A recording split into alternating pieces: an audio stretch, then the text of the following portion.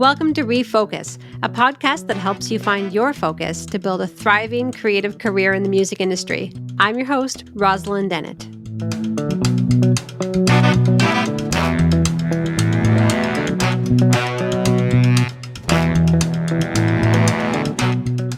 We've got an incredible guest with us today, Cindy Doire. Cindy is a registered psychotherapist, qualifying, a certified trauma-informed yoga teacher, a somatic coach, and an award-winning singer-songwriter. She's a therapist, teacher, artist, and coach who embraces the difference in every day and every moment.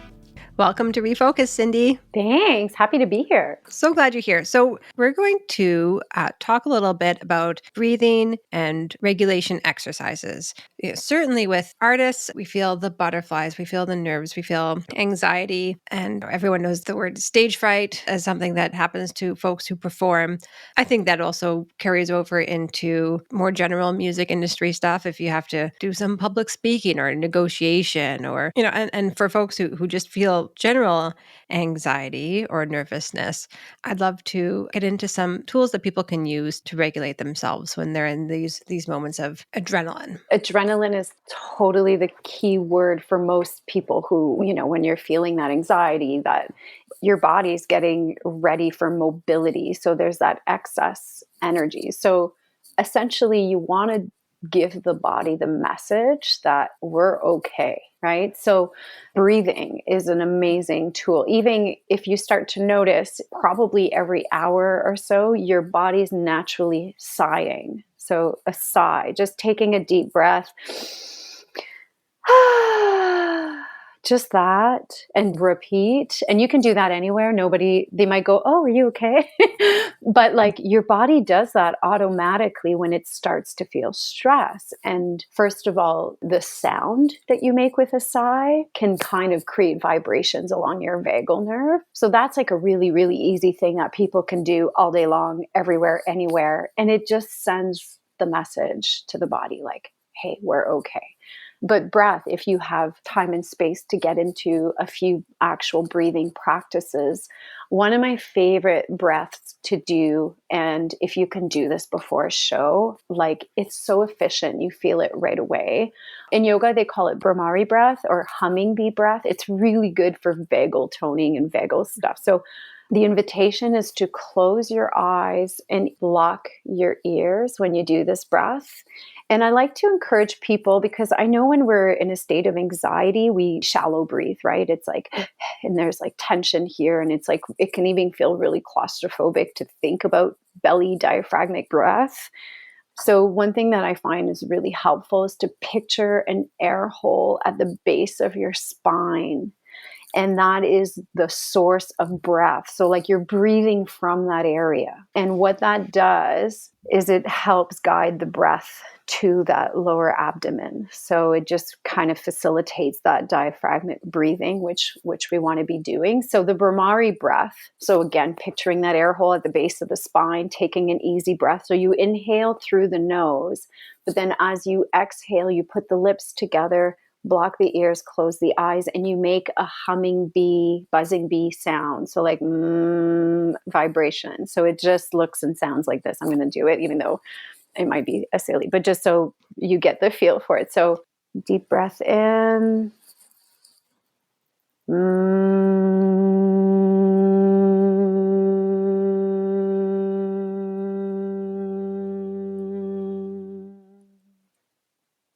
And then repeat. And you cycle through that 5-6 times.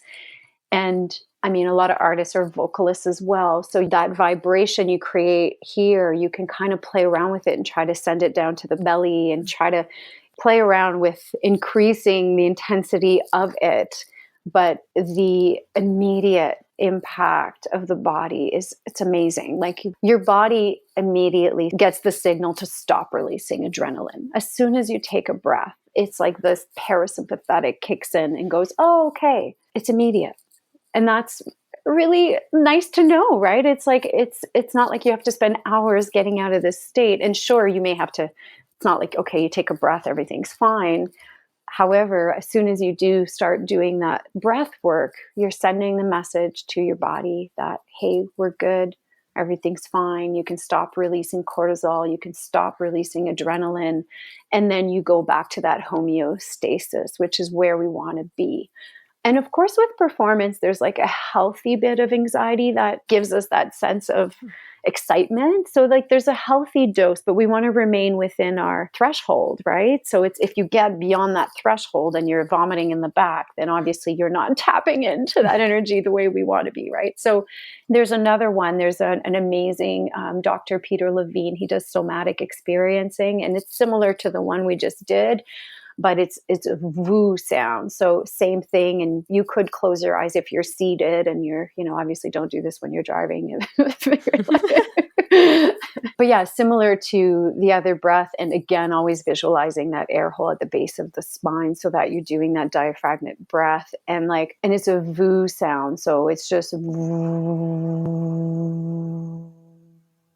And then you just keep doing that. And you try to send that vibration of that one in the belly. And that stimulates the vagal nerve, which, you know how they say, like, we have this brain in our gut. 80% of the information goes from the gut up to the brain. So when you start to do these deep diaphragmatic breath with the vibration, it sends the message to the brain like, hey, yeah, no, actually, we're good. We're okay. So that cycle of adrenaline production can then stop. The rest and digest state gets to kind of replace that sympathetic arousal. So that's a really good one. And for some people, you have that excess energy, right? So for some people, shaking it out, and somatic energy, sometimes releasing that energy, and it can be activating too. So it energizes you. So for some people, like getting those jumping jacks in before your performance, it releases because you have that adrenaline. And the purpose of the adrenaline is to get you out of the jungle when you're getting chased by lions. So it's like, that's the very primitive function of the autonomic nervous system. We're wired for survival, danger, get out of there. So that's why we have that excess energy, because your body's reacting to perceived danger and then responding in a place of mobility. Let's get you out of there. But you're just going to on stage or wherever, you're at a conference, so getting that energy out. And that's why including physical exercise a little bit daily also helps with that, because then you can modulate from that place of hyperreaction back to that place of homeostasis with more ease. So when you're doing these things that allow you to regulate on a regular basis, your body can then go from the altered states with more ease. So it's like, again, practicing, right? It's a practice, it's a journey. Some days it feels more accessible than others. Some days, like the thought of breathing when you're upset is like, don't you dare offend me. Like, I'm just really upset. Like, to tell somebody to breathe when they're angry, like, forget it, right? So finding ways to express this energy out. And some people like to visualize really grounding techniques, like grounding your feet, sitting down, feeling the soil, on your feet, feeling the support of the chair beneath you, orienting to the here and now. So coming to the present moment tells your body that you're safe. So you can do that with your 5 senses.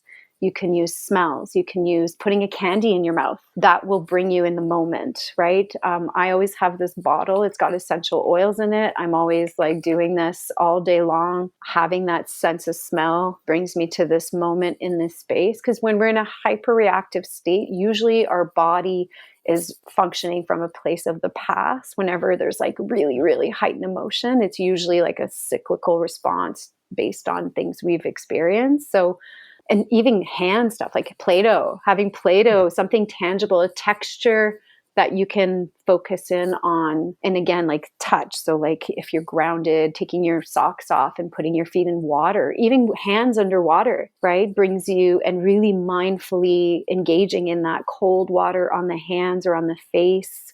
I mean, if you're about to do a show, obviously you can't just splash cold water on your makeup and all that. But, just using sounds. I used to do a really droney sound, and then doing vocal stuff with it gets that vagal nerve activation going. And I think the key for it to really work for you is really finding something that resonates with you. right? Because there's all these things that we can do. You can look around you and, okay, find, 5 things that are this color. Like, it's engaging a different part of the brain, essentially, is what we want to do, right? Some people playing Jenga, like bring a Jenga, and then as soon as you're activating, you're in the process of like focusing on what piece, you're activating a part of the brain that gets you out of that reactive hyper reaction. So again, like, what's going to work with you? What do you want in your suitcase when you're traveling and that you feel is easy to put in your back pocket, right? Visualizations too can be really helpful. If there's an image of something that to you gives the message of I'm calm, I'm safe, I'm protected. It could be an image of something that has happened, or just a visualization of you in the middle of a lake floating. Like, maybe that image brings a sense of calm that gives the message to the body. Because visual, we know that if you visualize something, the brain reacts as though it's happening, right? So that's the power of visualization. So there's just so many tricks, and exploring. I think exploring when you're feeling good is a really key thing. Like, when you're feeling great, notice what's happening. And those are like little indications of like, oh, it's because I did this today. So, okay, well, maybe I'll do that more. And with the breath, even just an easy breath, just a simple belly breath, just normal breathing. And then, like, my daughter learned the 5-star breath. So you inhale, hold, exhale, So for some people, if you need a guide, inhale up the next finger, hold, exhale. So just the act of touch, you're touching your hand. The act of focusing, you're like, okay, there's a roadmap. I go up and down, I breathe, I exhale. And some of it can seem like silly, right? Because it's like, it's simple, but it's not. Because when you're in a reactive state, these things all of a sudden don't feel accessible. You're not in the part of your brain that's going to think, oh, I just need to do this, right? So that's why it's important to premeditate what's going to help me in a moment where I start to feel out of sorts, where things start to distort, or I start to feel anxious, or I'm in that panic attack. Even for that heart racing, placing your hand on your heart when you feel that accelerated heartbeat and naming it, like, oh, okay, I'm reacting right now.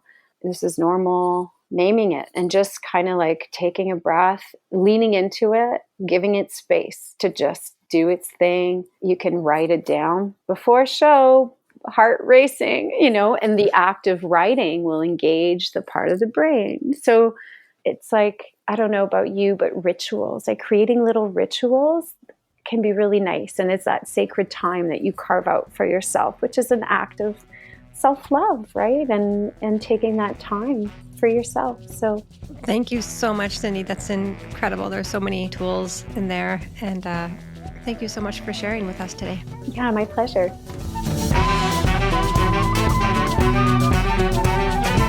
That's it for this episode of Refocus. Please subscribe, rate, and review on the podcast app of your choice so you never miss an episode. For more information, you can visit us at folkmusicontario.org and follow us on social media at folkmusicontario. This Refocus session is brought to you through the generous support of the Department of Canadian Heritage.